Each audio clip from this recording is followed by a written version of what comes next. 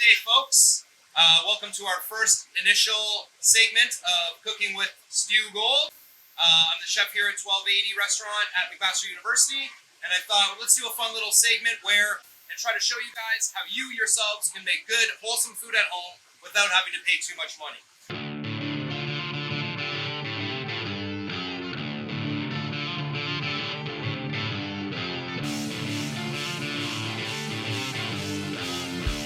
So today's recipe is going to be homemade pizza.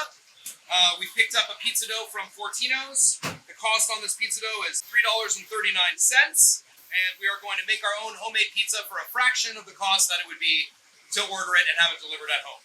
All right, the next step, you have this wonderful sticky glutinous dough. So what we're going to want to do is take some whole regular flour here. We're going to sprinkle that over our dough. And we're going to sprinkle this also over our work surface as well.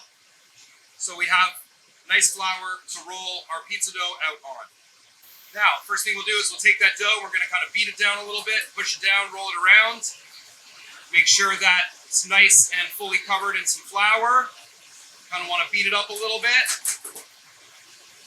Just fold it into itself.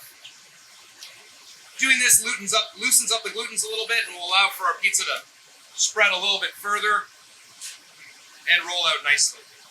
Another tool you'll need is your handy dandy rolling pin here. Just going to get some flour on that as well. Make sure that the dough doesn't stick to the pin.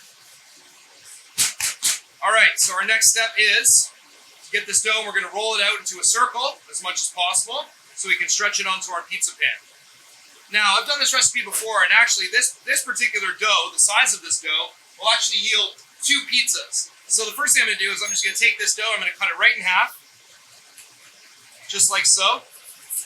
So we have one for one pizza and one for the other one. So we'll just set that one aside for now. We're going to turn this dough into a ball again. Make sure we've got a nice surface to work on here with flour. Just kind of loosen it up, spinning it up, and folding it inside itself. And then we're going to start rolling this bad boy out. So at first, you just go back and forth, a little bit of pressure there. You're going to start kind of going back and forth every direction as you roll out the dough and try to form a circle. Now, I personally find that using the handles on the rolling pin can work, but I'm really more of a fan of just getting my hands right in the middle of it and just pushing that out and stretching it out. So you'll kind of want to do all 4 sides at first, almost like a square, to really start working out and stretching out that dough. And then slowly, as you're working it out, we'll just kind of put it into more of a circular shape. Now, one thing about homemade pizza, and I will say, is most of the times when you're making a homemade pizza, it's not going to look exactly perfectly circular. I mean, let's be honest here. Most of the pizzas that you buy in the store and at the grocery shop are all done by machine. They're not made by hand. So you're not going to get that artisanal kind of feel out of it the way you would if you were making it yourself, which is why we're not going to care so much about the perfect cylinder or the perfect circular shape here. We're going to go more for delicious, rustic, well-made pizza that might be a little off as far as shape is concerned, but will taste far superior than the stuff you buy at the store. So as you can see, it's really coming along now, really rolling it out, kind of working on that circular pattern as much as possible, as much as we can, but without being super, super perfect there. You can see we're nice and flat. And remember, now that was just 1/2 of that pizza dough, and you can already see the diameter that I have here is easily enough to feed yourself, and possibly, if you don't have a huge appetite, you and your roommates or your friends. So the next step we're going to do is just loosely just try to pull that up a little bit, get it unstuck. If you've got a little bit of stickiness on the table, we're going to pull that up. Okay, and this is where the real pizza makers shine, is they get their dough and they kind of toss it up and they do a bit of a twist and a circle in the air. I'm no pizza pro, but I have made it before. And it's something like this, I believe. From my training days in Italy, this is what they showed me. Okay, so now we've got the pizza dough. It's nice, it's soft, it's stretched out, it's very elastic. You can see it's nice and thin all the way around, and we've got a nice consistent thickness all the way around the dough. That's exactly what you're looking for. So we'll pause there. We've got our dough already pulled out, stretched out. The next thing you're going to need is a nice flat pizza pan here that we're going to place the dough on top of. With the pizza pan, it's great if you can have one that has some perforations or holes inside. If not, don't worry too much. We'll deal with that problem on the next step. So, grab yourself some cooking spray here. You're going to spray up your pizza pan. Make sure it's nicely covered. That's just going to stop the dough from sticking. If we have any issues with it sticking later on. Pizza pan here. And we're just going to take that dough that we've already tossed and lifted, be as gentle as we can with it, and we're going to plop it right on the pizza pan. And we're going to just spread her out. Spread it out to cover all sides of the pan as much as possible. Here's where you can do a little kind of, you can play a little bit with it and just kind of bend it right around to the edges. You did your best to get it as circular as possible, but we're not going to mind that because this is a homemade sauce, so we kind of want it to look a little unperfect. We kind of want it to look a little off because that's what goes to show you that you made it from scratch at home. So once you've got your pizza kind of fully on the board there, you can see I've got a little overhang here. Don't even worry about that. That's fine. I'll give you a little extra crust action. Makes it look more authentic. Next step is, again, we don't have a perforator. We don't have a perforated holy pan. So all I'm going to do is just take this little knife here. I'm just going to draw some dots, 2, 3, 4, just up and down the pizza crust. That'll allow a little bit more air to flow through, and that way to cook it up nice and evenly. So just some dots, dots, dots, dots, dots. Okay, stop dots.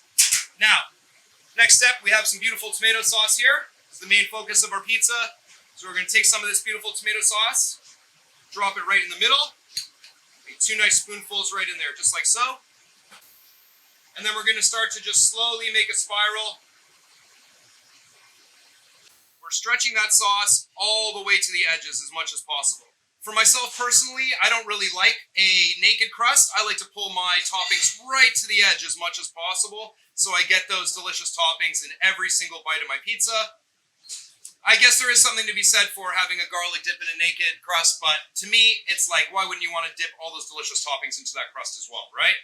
So, we've got our pizza covered with a nice base of marinara here. Now, you can use whatever sauce you want, but for this particular recipe, we're using marinara. Barbecue's fine. Alfredo's fine. I know some people use buttered chicken sauce. That's absolutely delicious as well. Really, the sky is the limit when you're making your own pizza at home. So, whatever you like as the sauce base. So, once you've got that fully covered, my next step is generally got some nice pizza mozzarella here. If you're a vegan, you can go with the Diam vegan cheese shreds as well. Those are really great, and they melt very nicely too. And we're just going to do a very light sprinkle just on top of the pizza, all the way around. Nice light sprinkle. We don't want to go too heavy on this base layer because we're going to put all our nice toppings on top of this, and then we'll do another layer of cheese again on the top to make it extra super cheesy. So again, just some nice coverage, but not too much cheese in any one place. That looks delicious. All right. So for our pizza today, we're doing sort of a vegetarian, Mediterranean style pizza. So my next ingredient is going to be nice sliced mushrooms, which I'll place all around the pizza like so. Just making sure you kind of have a little bit of mushroom, a little bit of every ingredient for every bite you can imagine. So nice coverage with the mushrooms all around. And we'll move on. We've got some nice delicious red onion here. Now with the red onion, I kind of like to crisscross.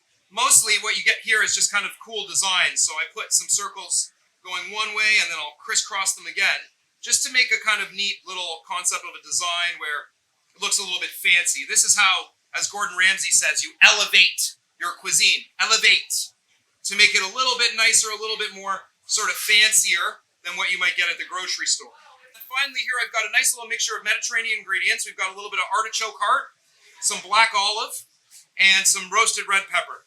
Now again, like I said, this is just the theme of our pizza. You can pretty much make anything you want. If you want fried chicken on there, if you want, bacon strips, pepperoni, you do you. The sky's the limit. But for us today, we're going to do one of my favorites, which is this delicious Mediterranean one. So I've kind of just put all those mixed ingredients just along the pizza again, nice and evenly spread out.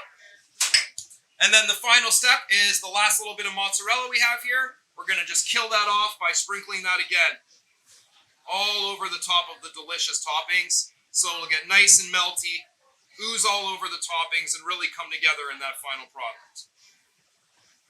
So there we go. That is the basis for the pre-preparation of your Mediterranean pizza. Took only 5 minutes, really, of real time, and you've got yourself a delectable dish ready to go into the oven. So our next step is going to be cooking the pizza. That's going to go into the oven at about 350 degrees for probably somewhere around 20 to 23 minutes. So that's that. So.